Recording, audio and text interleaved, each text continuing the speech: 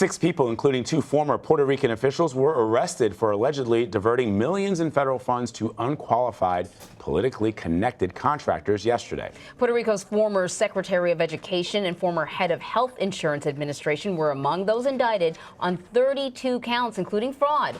The alleged scam involves $15.5 million in federal funding allocated since 2017. CBS This Morning lead national correspondent David Begnaud has been following this story, and he joins us now. Good to see you. You too. So walk us through what this indictment entails and who's involved and what they're being accused of. So first of all, this apparently doesn't involve any money that was meant for hurricane relief. That was my first question. Okay, so all right, so let's get that out the way. And the 2 women who you just mentioned, Anne Marie, the former Education Secretary Julia Kelleher, and the other woman who works in the administration, are not accused of using this for their personal benefit. Okay, now that's out of the way.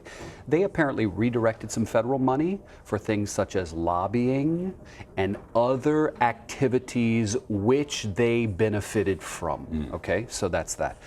How was this uncovered? I spoke with the U.S. Attorney herself, Rosa Emilia, on the island of Puerto Rico, and she said it was actually an inspector general at the Education Department who kind of noticed that there were some things going on that seemed suspicious with federal dollars. They launched an investigation. FBI came in, boom.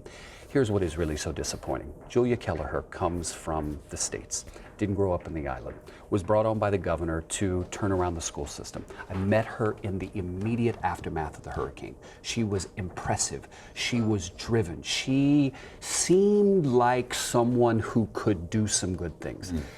It's such a slap in the face for an island that needs so much to see her go down, if this is true. And what I was thinking too is that, you know, Puerto Rico, PR does not need any bad PR. Like I said, the first thing I thought of when I heard this was, oh, they were flush with all kinds of money because of the hurricane. I bet you has something to do with that. So it didn't, but I'm sure the governor and others are thinking about the impression, as some of them argue for statehood, that this is happening in Washington, you know, how it's making the island look. This is perhaps one of the most serious things to happen for the governor. He was on vacation, a family vacation. The guy deserves one. He's done a lot of work since the storm. President Trump is not a fan of the politicians on the island. The governor needs the president to be on board with just about everything because they're so dependent on money. You now have the lead Democrat who heads the House committee that oversees Puerto Rico calling for the governor to resign. That's a big deal because you've got the Republican president saying, I don't believe anything. I think there are a whole bunch of corrupt folks. And now you've got the lead Democrat in the Congress saying the governor's got to go. I don't know if he's going to go. I called his people last night till 10 o'clock asking for a statement. They said as of right now they don't have one. The governor has condemned corruption. He has in the past. And Puerto Rico is plagued with corruption. Every administration. It's like they can't get away from these corrupt stories.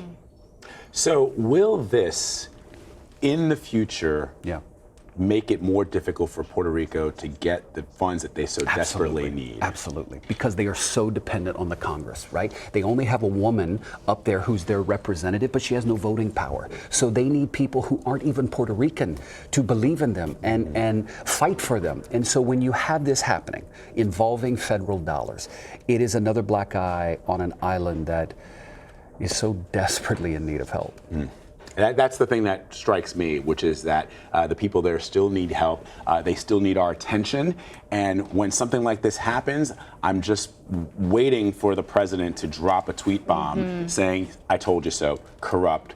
That's why I've been so belligerent. And again, Kelleher was an outsider, right? Somebody who wasn't a part of the recycled politician who comes in and out with different administrations. She was an outsider who you wanted to believe in. You wanted to believe in. Again, people are presumed innocent, but if she's guilty. No, you've been tweeting about that, how you worked with her when you were on the island reporting, and how she was such a, somebody who impressed you with what was happening there and helping so many people during that hurricane. David, thank you very much for that. We appreciate it. Thank you all for caring and covering it. Yeah, of course. So David was in Puerto Rico when Hurricane Maria hit the island. In the CBSN original documentary titled Puerto Rico, The Exodus After Hurricane Maria, he reports on the recovery efforts following the disaster. You can watch it now on CBSNews.com.